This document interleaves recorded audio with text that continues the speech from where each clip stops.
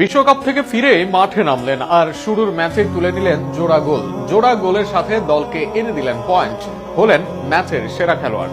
অথচ এই নেইমারকে বিশ্বকাপে বেঞ্চে বসিয়ে রাখেন কার্লো আনচেলত্তি। এমন খেলা দেখাতে পারলে নেইমার খেলতে পারবেন 2030 বিশ্বকাপেও। নেইমারের পারফরমেন্স ও তাকে ঘিরে থাকা আফসোস নিয়ে থাকছে প্রতিবেদন।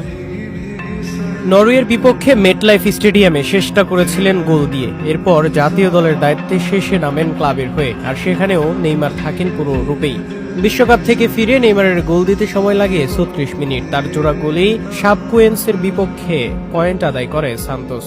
ম্যাচের 36 মিনিটে আলভারো রাভেলের সাথে 1-1 খেলেন নেইমার। এরপর সেখান থেকেই বক্সের ভেতর তাকে বল বাড়িয়ে দেন বারেল।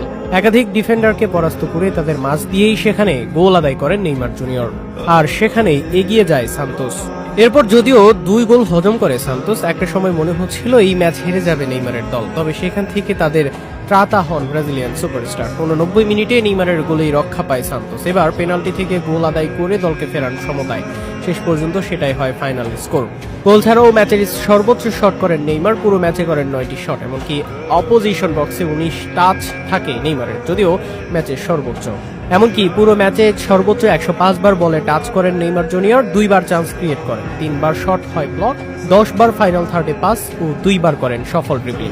পুরো ম্যাচে দাপট দেখিয়ে পান ম্যাচ সেরার পুরস্কার।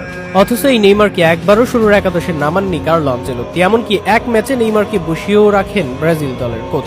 নরওয়ের বিপক্ষে ব্রাজিলের একমাত্র গোলটা করেন এই নেইমার জুনিয়রই। এই আগে স্কটল্যান্ডের বিপক্ষে নেইমারকে সুযোগ দেওয়া হয় বদলি হিসেবে। নেইমার জুনিয়রকে যেন পেয়েও অবহেলা করেছে এই কোচ।